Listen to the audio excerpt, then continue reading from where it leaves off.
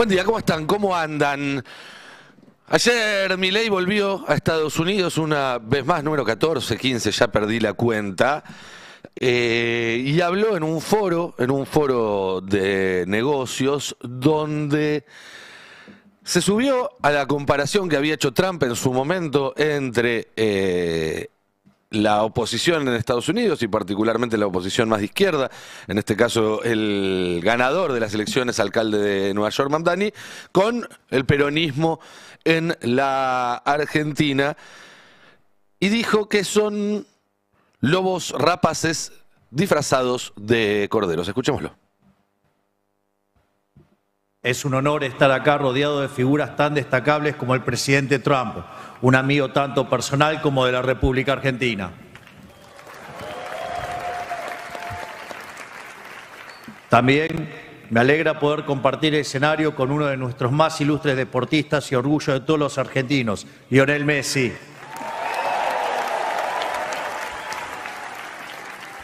Un hombre que llevó el talento argentino a lo más alto del mundo.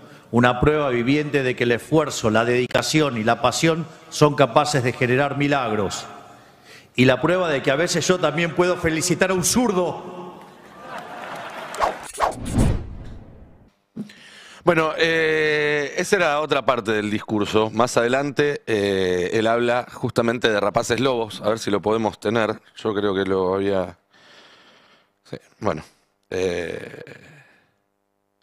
Es el 17, estaba mal, lo puse mal yo, perdón.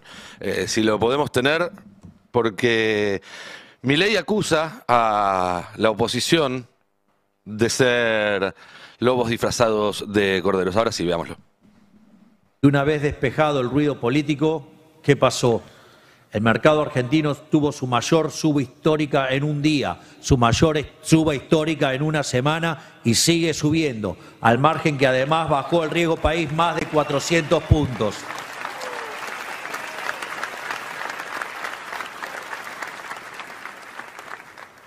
En definitiva, pasó lo opuesto exacto de aquel infame 12 de agosto de 2019, en donde protagonizamos uno de los mayores desplomes bursátiles en la historia del mundo, por la mera posibilidad de que el kirchnerismo volviera al poder. Que dicho sea de paso, no es ni más ni menos que una de las sucursales del socialismo del siglo XXI y que en algún lugar de la costa este ha entrado. Aquí. Se disfrazan de corderos y son peor que el peor de los rapaces lobos. Bueno, yo cuando era chico también me costaba distinguir este de oeste, Javier, quédate tranquilo que cuando crezcas eso lo vas a ir aprendiendo.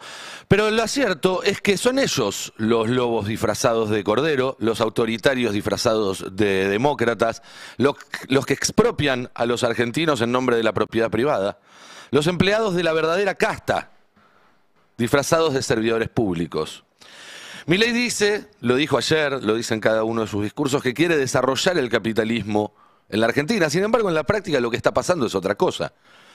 Lo que está pasando es lo mismo que ya pasó durante la dictadura con Martínez de Hoz, durante el menemismo con Cavallo, durante el macrismo con buena parte de la plana mayor que se repite en este gobierno. Convertir al país en un paraíso financiero que funcione a partir de la canilla de dólares que dan las exportaciones primarizadas y la timba financiera en forma de deuda de corto plazo.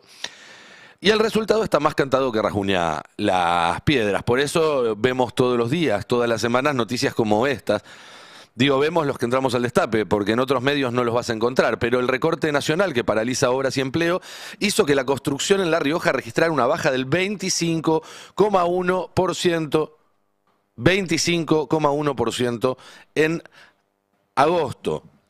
Mientras que a nivel nacional el trabajo interanual registrado en el sector creció 1,8, la provincia del norte quedó 27 puntos por debajo de la media, lo cual da cuenta de un sector que a nivel nacional está mal, porque ese crecimiento de 1,8 es comparado con un año en el cual fue cero, básicamente la obra, pero también que hay una enorme discriminación política entre algunas provincias y otras. Pasemos a la siguiente placa, que da cuenta también de la caída de ventas de insumo para la construcción en octubre, 7 por encima del año pasado. Insisto, el año pasado era 0. Se había desplomado un 27% y solo se recuperó 7, menos de una tercera parte de lo que se había perdido el año pasado. Para ver otro rubro, también tenemos 4 de cada 10 empresas electrónicas echó trabajadores en el tercer trimestre. 4 de cada 10 empresas electrónicas echó trabajadores en los últimos 3 meses. Y Milei, que sigue hablando de un país que no existe, en el cual se alinean los actores capitalistas. Escuchémoslo. Nosotros tenemos la vocación de alinear a todos los actores procapitalistas del país, que representan al menos 2/3 de nuestra sociedad. Es hora de construir un gran consenso capitalista en Argentina.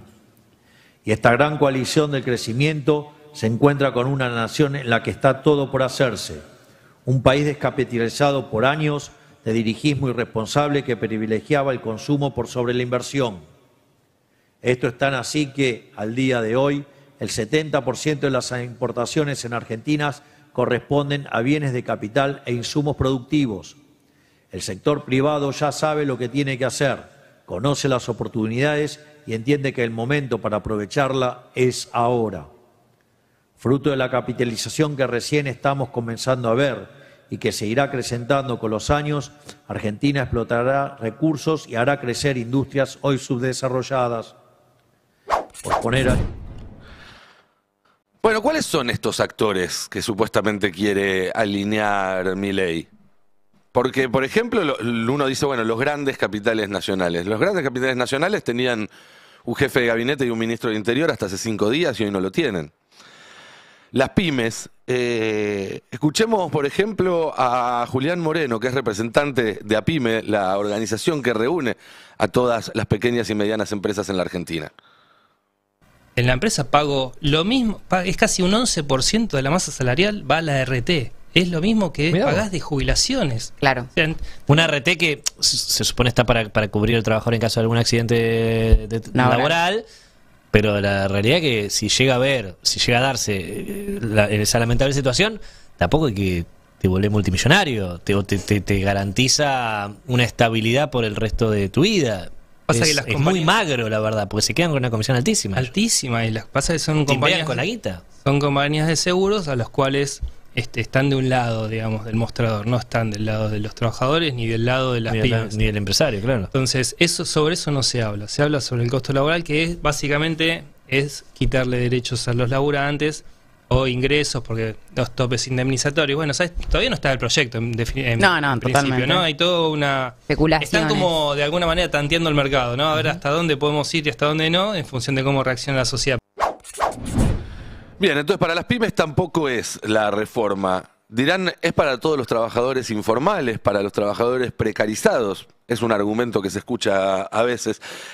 Habló una representante del sindicato de repartidores de plataforma, que es casi, diría, el arquetipo de trabajador precarizado en esta época.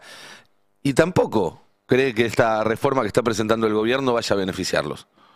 Nosotros, los repartidores por aplicación, hoy trabajamos sin ningún derecho laboral, en la precarización total, y vemos con preocupación esta reforma laboral y creemos que hay que rechazarla. No creemos que venga a traer nada nuevo para los trabajadores, porque lo que estamos viviendo hoy es una precarización muy grande. El 40% de los trabajadores y trabajadoras estamos no registrados, y el gobierno dice que quiere promover el trabajo registrado, pero en realidad lo que quieren hacer es que el trabajo registrado sea un trabajo sin derechos.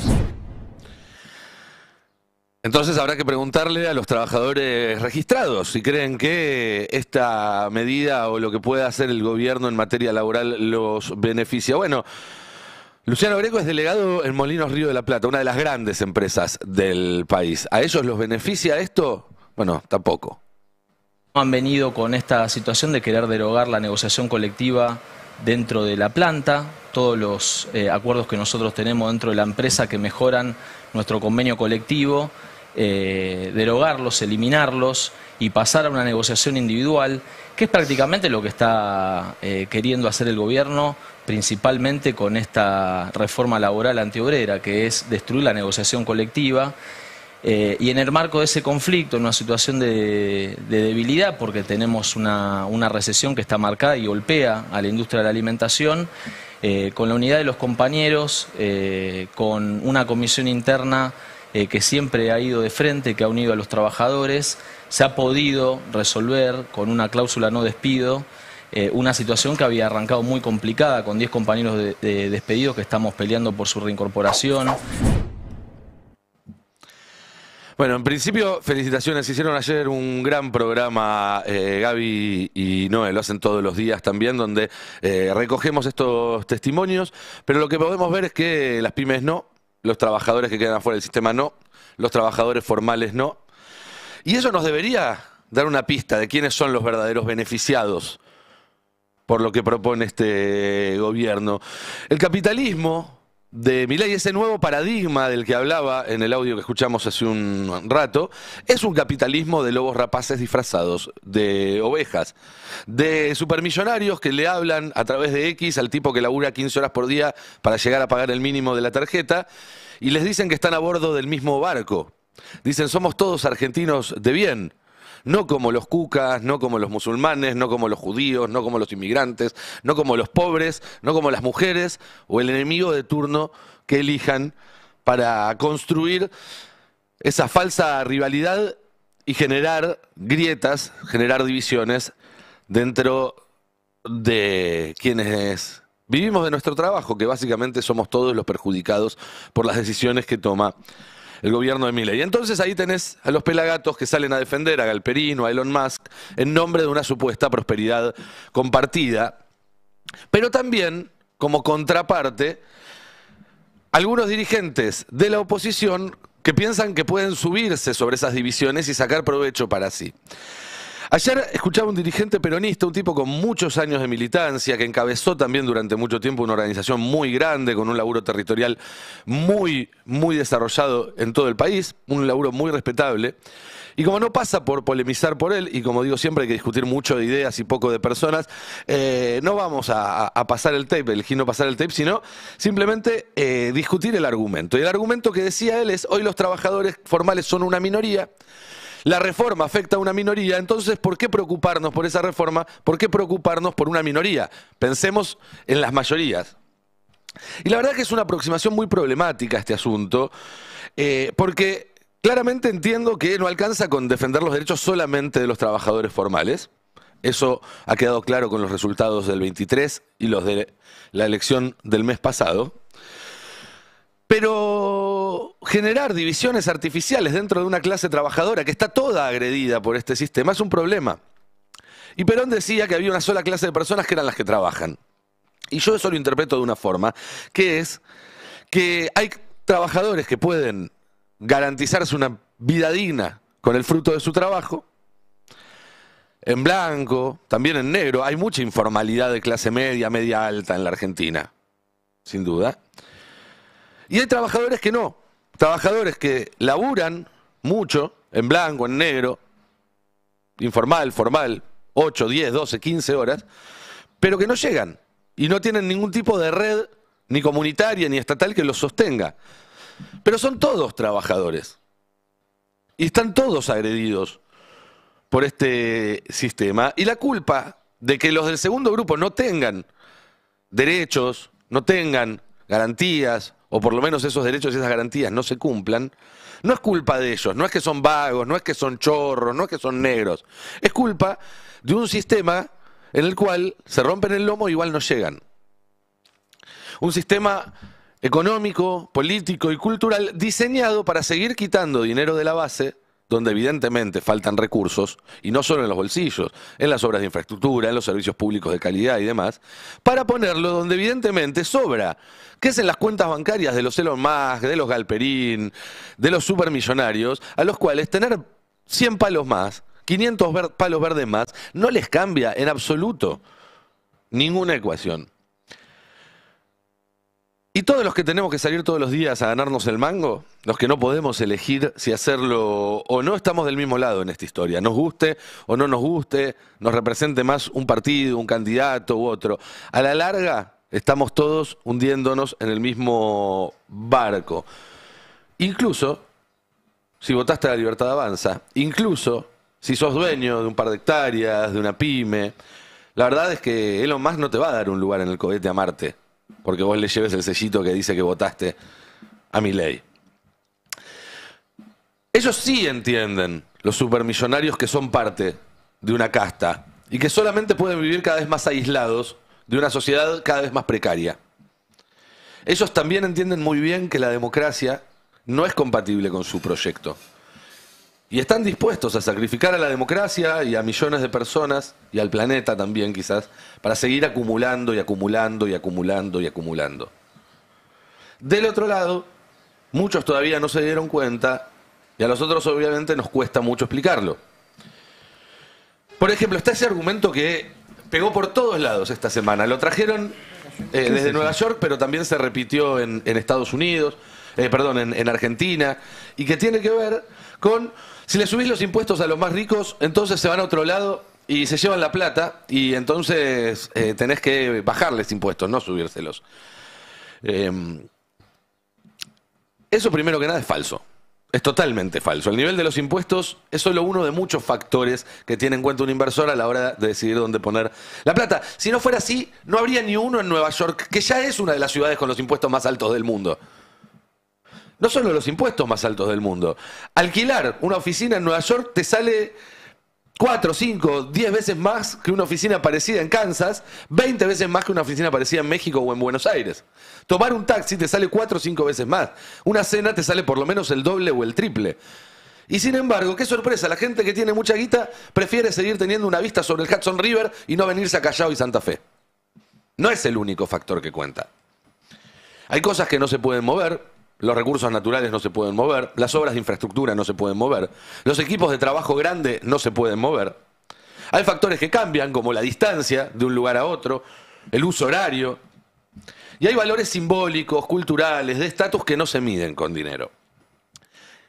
Y también están las leyes. Existen los impuestos de salida, existe la participación de los trabajadores en las empresas para que puedan votar si irse o no de un país a otro, los controles de capital, que a este gobierno no le gustan pero los aplica. Existen otras herramientas y habrá otras que todavía no existen y habrá que imaginar, que habrá que pensar. Pero incluso si hacemos de cuenta que esto es cierto, que si subís un poco de los impuestos todos los millonarios se van, eso no les daría la razón, sino que pondría en evidencia que vivimos en un sistema en el que la democracia corre para un solo lado. Es lo mismo que el chiste del riesgo Cuca. Somos muy demócratas, pero solo si elegís lo que nos gusta. Si no, te desfinanciamos, te causamos una crisis, tratamos de romper todo para que a nadie se le ocurra volver a apartarse del caminito. Es la amenaza de Trump, que a esta altura del partido sabemos tuvo una gran influencia en el último resultado electoral. Esos son los verdaderos lobos rapaces que se disfrazan de corderos preocupados por la propiedad privada. Esto está asociado a un cambio de paradigma que se dio en Argentina en los últimos años. Estamos reencontrándonos con la fe en que la propiedad privada y el libre ejercicio de la misma, dentro de los márgenes de la ley, son el único camino para alcanzar la prosperidad. Y necesitamos asentar este cambio para que cada día menos gente sufra por la pobreza, para que cada día más gente pueda perseguir sus sueños, ya sea tener una casa en la cual criar a su familia, ya sea tener un auto que siempre quisieron, o sea poder empezar un negocio. Porque el cambio es volver a traer la libertad y la responsabilidad para todos nuestros ciudadanos. Este es el país de la libertad con el que soñamos, que es un país con el que estamos comprometidos y estamos cada día más cerca de alcanzar. Un país que se alce como faro de un occidente adormecido por las mieles del Estado presente, por los argumentos falaces de quienes ven en el capitalismo un mal necesario y quienes bregan por un Estado presente que solo trae la ilusión del bienestar, que hoy, a costa de destruir el bienestar del mañana, como ha quedado demostrado en Argentina. Y lo quiero repetir de nuevo para que quede bien claro. Un Estado presente que solo trae la ilusión del bienestar de hoy a costa de destruir el bienestar de mañana, como ha quedado demostrado en Argentina. Bueno, de nuevo, está invirtiendo absolutamente la realidad, porque la propiedad privada que protegen Milei y los suyos es la de los poderosos que se sientan encima de una torta de plata mientras todos vivimos cada vez peor. Y la libertad que protegen es la libertad de esos poderosos para seguir explotándonos y seguir haciendo aumentar esa montaña de plata. Es la libertad del capital para no tener que rendir cuentas, ni contestar preguntas, ni pagar ningún tipo de impuesto. Y ese país en el que Milei tanto admira, un dato que leí ayer y que me parece espectacular, y con esto voy terminando. A principios de la década del 80 en Estados Unidos, el promedio de edad de las personas que compraban su primera casa, su primer departamento, su primera vivienda, era de 27 años. 40 años más tarde, a principios de esta década, era de 33 años. Es decir, en 40 años hubo que ahorrar 6 años más, laburar 6 años más para acceder a eso. Hoy es de 40 años, es decir, en solo 5 años se corrió 7 años más esa vara.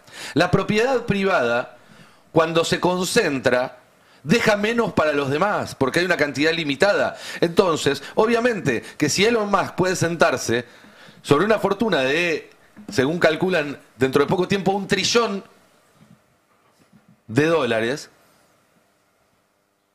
o lo que los yanquis llaman $1 trillón, que sería $1 billón de Argentina, para ser más precisos. Bueno, eso significa que hay un montón de gente que no tiene esa plata y que podría usarla para comprar su primera vivienda, su auto, para invertir en su empresa, para darle trabajo a otros. La libertad del capital implica que somos las personas las que tenemos que someternos para que el capital sea libre. Por lo tanto, para que las personas seamos libres hay que volver a ponerle límites al capital. Y esa es la discusión más importante de esta época. En Nueva York, en Buenos Aires, en Londres, en Turquía, donde se les ocurra. Porque los supermillonarios están empezando a comprar el planeta, a comprar los países. ¿Qué es lo que está haciendo JP Morgan con la Argentina? Que es un caso de laboratorio. La discusión de fondo es muy sencilla. ¿Qué vale más, la plata o la vida de las personas? Hay un modelo político que dice: la plata vale más. Si hay que tirar comida para que no caiga de precio, se tira comida. Si hay que echar a 500 personas para que el valor de una empresa suba, se echa a 500 personas. No importa la sociedad, no importa la organización en torno a esas empresas. Importa solamente que puedan hacer cada vez más plata. Esa gente ya tiene quien los represente.